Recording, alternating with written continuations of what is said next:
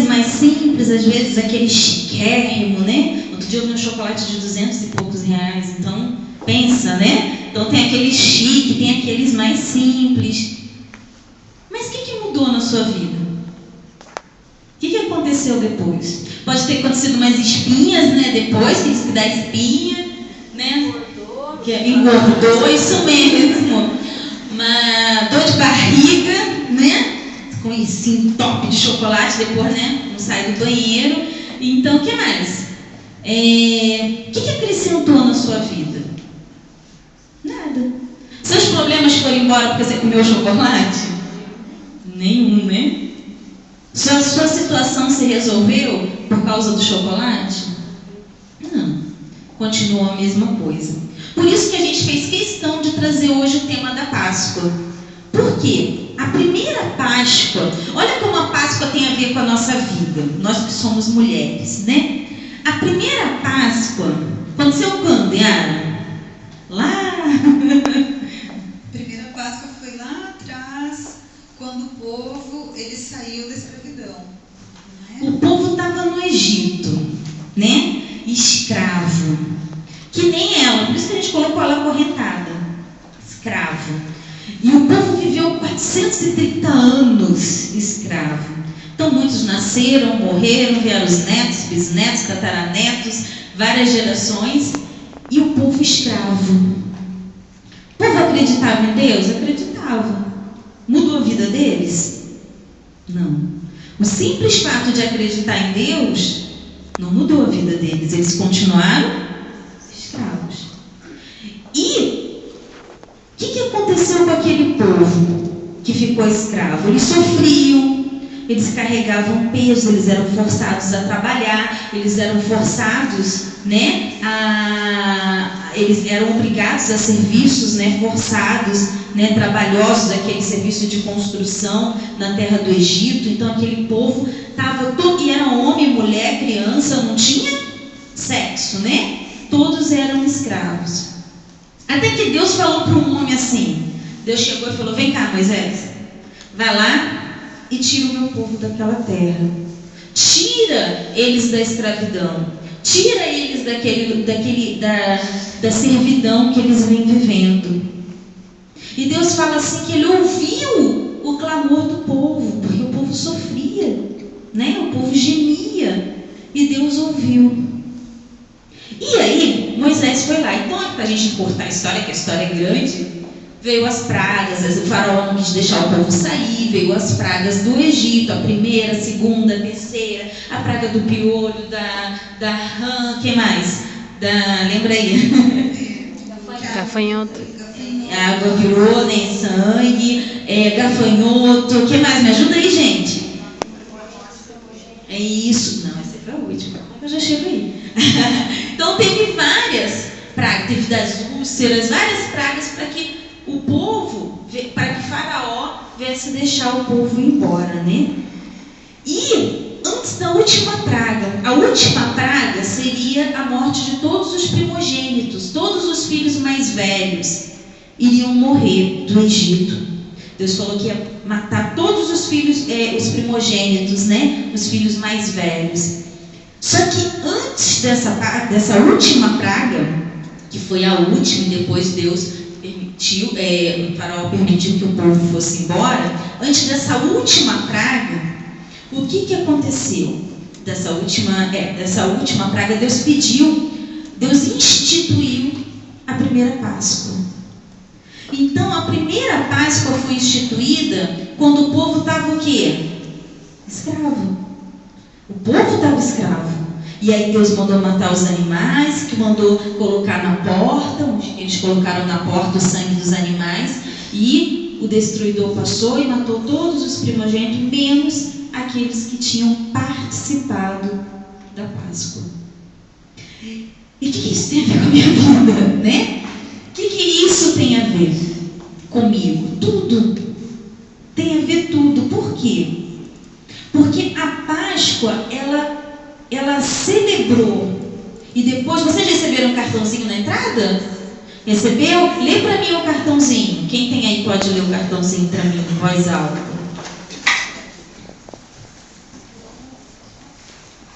Pode ler. Este dia vos será por memorial, e o celebrareis como solenidade ao Senhor. Nas vossas gerações o celebrareis, por estatuto perpétuo. Êxodo 12, versículo 14. Então, Deus instituiu a partir daquele momento, daquela Páscoa, que isso seria um marco, seria perpétuo. Até hoje, todas as gerações celebram a Páscoa.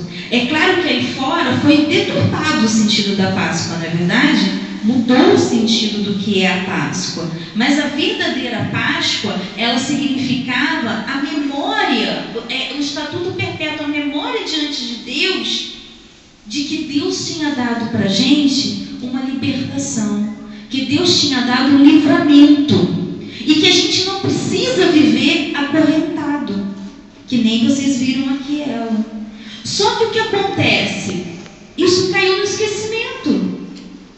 Isso caiu no esquecimento das pessoas. E hoje muitas mulheres vivem como, Yara? Vivem acorrentadas, vivem tristes, angustiadas, vivem guardando mágoa contra aquela pessoa que feriu ela no passado, vive à mercê daquele sofrimento, vive presa naquela situação. O tempo passou, as coisas aconteceram e ela não saiu daquele momento, ela ficou ali parada naquele momento da vida dela, aprisionada. A vida dela se tornou o quê? Uma prisão, uma escravidão. Então tem muitas mulheres que estão presas a um sentimento, de repente de culpa, de medo, de tristeza, a um sentimento de eu não consigo, eu não posso, eu não vou ser mais feliz. E o povo, naquela época, aquele povo ele se sentia tão sujo, ele se sentia tão para baixo, ele se sentia tão insignificante, porque você sabe como é que é a condição de vida de um escravo, não é? E aquele povo se sentia tão para baixo, se sentia tão triste, tão humilhado, né? E se sentia indigno. E de repente você se sente dessa forma. Você acha que você está suja, no bom sentido. Mas eu tomei banho, eu também. Mas de repente você se acha suja, sabe? Indigna de ser feliz. Talvez a tua situação, a condição tão difícil que você passou na sua vida, tenha te escravizado.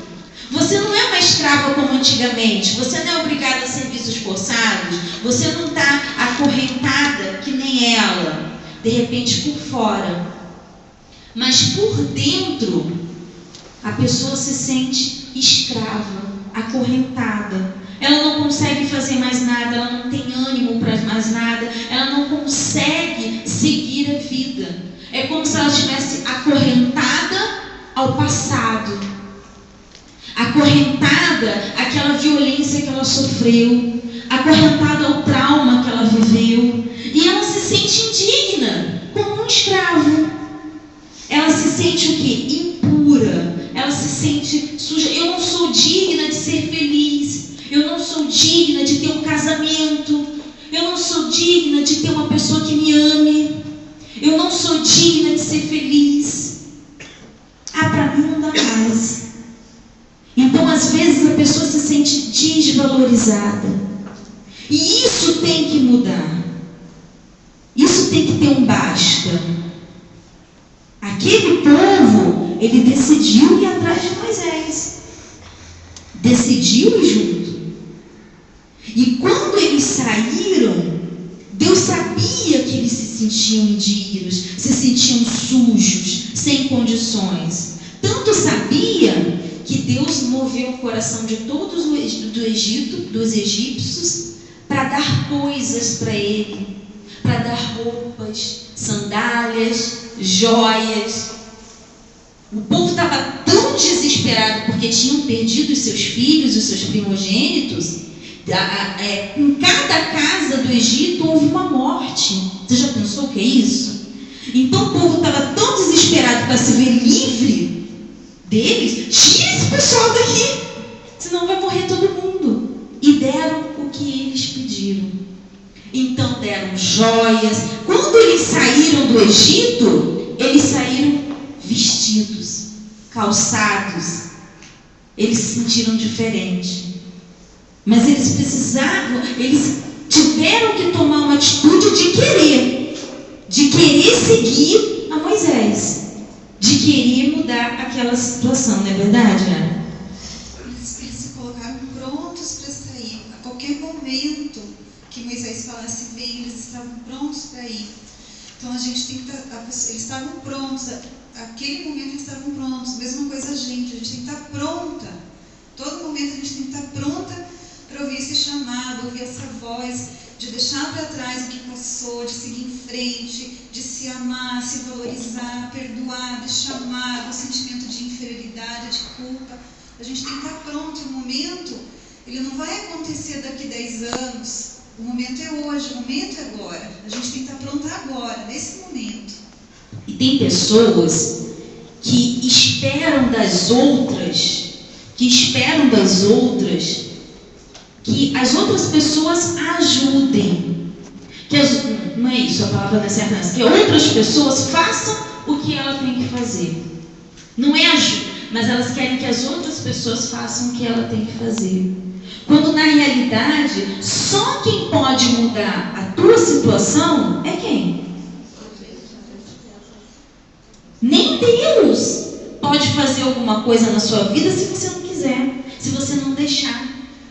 Só que aí você fala assim, eu vou mudar minha situação, vou mudar, e aí vem aquelas vozezinhas, aqueles pensamentos, tipo, você não consegue, você não é ninguém, você não é digna. E o que a gente precisa fazer? A gente precisa aprender a manter os nossos pensamentos cativos. Vocês estão com sono, gente? Não. A gente precisa aprender a manter os nossos pensamentos cativos. A gente precisa aprender a separar, porque pensamento todo mundo tem, não tem? Pensamento de dúvida, todo mundo tem pensamento. Só que a gente tem que saber manter aquele pensamento cativo, preso. E ser livre para fazer aquilo que a gente quer fazer. Você tem uma opção, você tem uma escolha. Ou você continua sendo presa, sendo escrava. De repente a sua alma está escrava. Escrava do problema que você enfrenta, escrava da dificuldade que você passa. De repente a sua alma, o seu coração está escravo. Escravo da mágoa, escravo da tristeza, do rancor, do ódio. E você fala, para mim não tem mais jeito, para mim não adianta. Só que você precisa aprender a dominar a sua mente. A gente vem falando do que? Da beleza interior, não é? Desde o início, quem está desde janeiro, a gente falando da beleza, como ter essa beleza interior. E aquele que não domina a sua mente, ele não tem condições de ser belo interiormente. Ele precisa dominar a sua mente para que ele possa vencer. É uma luta constante que a gente trava com quem? Com a gente mesmo. O nosso maior inimigo é quem? A gente. Nós somos o nosso maior inimigo. Então você tem que ter uma coisa chamada foco. Você tem que ter um foco. Como é que é um atleta? Como é que um atleta ele vive? Vamos supor um corredor. Como é que ele vive? Ele tem que ter disciplina, não é? Ele tem uma alimentação certa, não é? Ele tem os horários de exercício. O que mais que ele faz? Treina. Como? Quem falou? Quem falou? Aonde foi? Ali está, eu estou para baixo. Dorme cedo. Então ele tem que ter uma rotina ali, né? Certo? Ele se domina. Porque ele tem o quê? O que ele tem lá na frente? O foco. Então você tem que ter um foco. Você não pode vir aqui hoje e sair da mesma maneira. Você saiu de casa na chuva, no frio, vontade de ficar na cama debaixo das cobertas de chocolate quente. Mas você veio. Por que você veio? Fala para mim o que vocês vieram. Que tem? Quem falou aí? Fala. Eu tenho um foco, tenho uma meta. Exatamente. Porque tem um foco, tem uma meta. E essa meta não pode se perder quando você sai daqui. Não é verdade, Ana? É verdade. Tem que manter esse foco até o fim.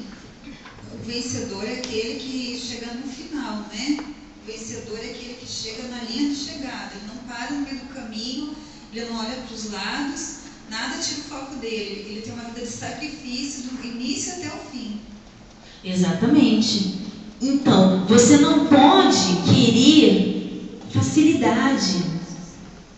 Tem gente que fala assim: poxa, eu queria tanto me livrar disso, mas ela não quer pagar o preço. Como é que eu me livro do ódio? Vamos supor, vou dar um exemplo. Eu tenho um ódio tremendo da Yara. Como é que eu me livro do ódio? O que eu preciso fazer para me livrar desse ódio dela? A Yara, ó, aquela ali, olha, se eu pegar a Yara, se eu pegar ela, sabe o que eu faço com ela? Como é que eu me livro desse ódio? Perdoando.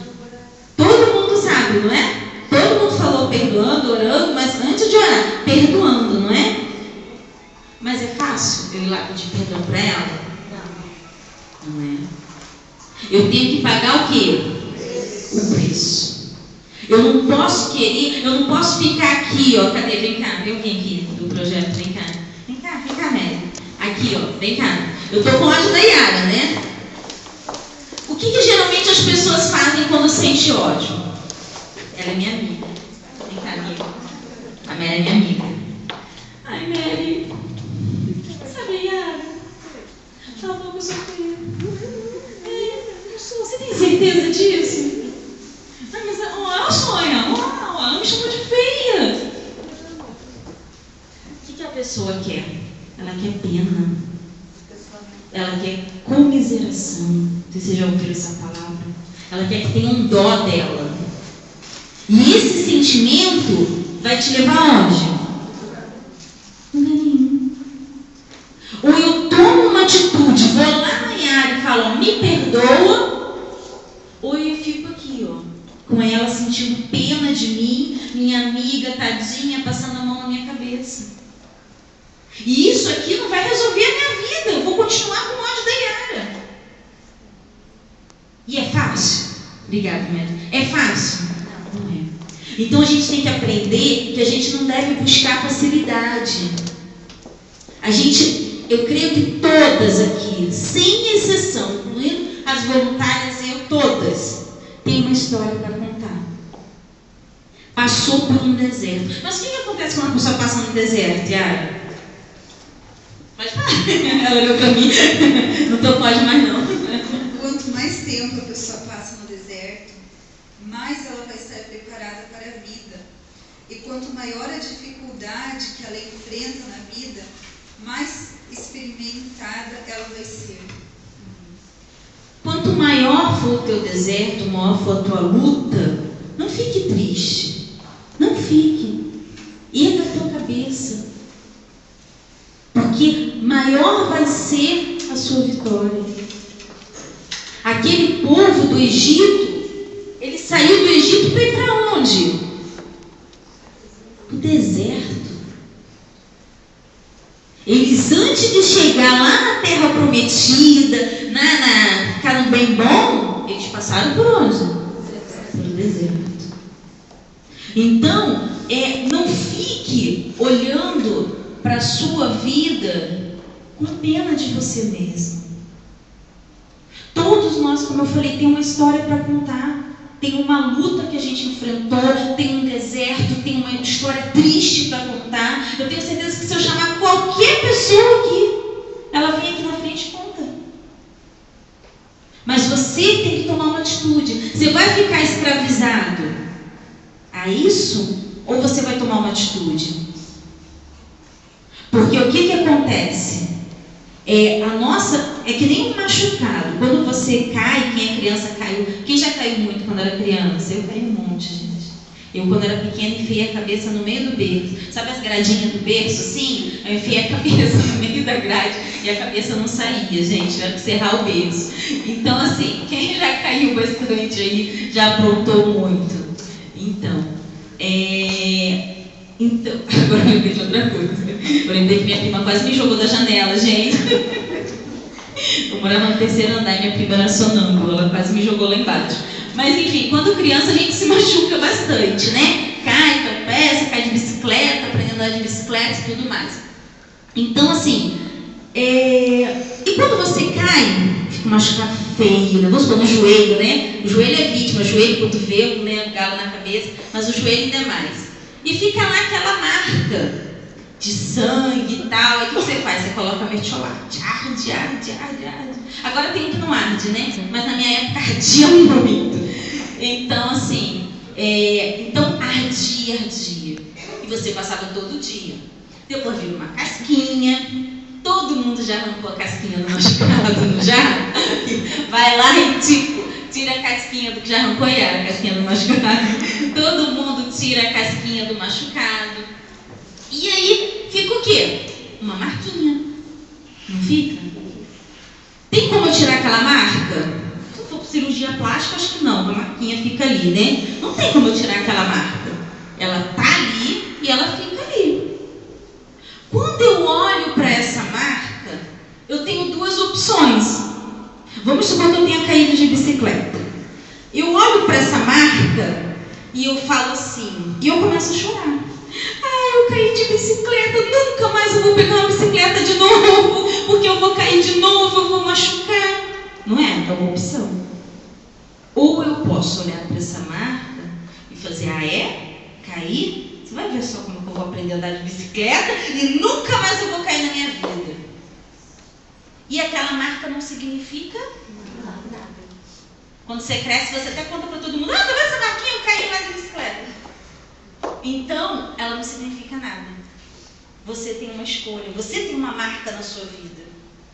Assim como aquele povo do deserto tinha uma marca na vida deles. Eles eram escravos, mas eles decidiram não se continuar escravos. Então você tem uma escolha, sabe? Elas não abriram o cadeado aqui? O cadeado só você tem a chave. Eu não posso, Deus não pode, você tem a chave desse cadeado. E até quando você vai ficar presa? Cadê o cadeado? Dá aqui um aqui. Tá assim, ó. Segura aqui. Tá assim, ó. Tá fechado. Você tem o cadeado e você tem a chave. Até quando você vai ficar olhando para os dois e não fazer nada? Tipo assim, tô presa, não tem mais jeito, não vou ser feliz, ninguém me ama, ninguém me quer, ninguém... Ninguém me chama de meu amor. Oi, quem falou? Ninguém me ama, ninguém me quer, ninguém me chama de meu amor. Então, quem tem a chave é você. Só que você tem que pagar o quê? O preço. Não tem facilidade. Tem que pagar o preço. Aquele povo, para sair e chegar na terra prometida, teve que passar pelo deserto e pagar o preço. É fácil caminhar no deserto? Sem água, sem luz, sem comida, sem nada? Sem telefone. Não dá. Então você tem que passar pelo deserto. Você tem que pagar o preço. Entendeu? Para que você faça isso. Deixa eu ver. Aqui. E seja livre. Então, você precisa de um foco. Você precisa de uma direção. Vem cá, Marilza. Deixa eu conversar com a Marilza aqui um pouquinho. Ela vai contar um pouquinho disso pra gente.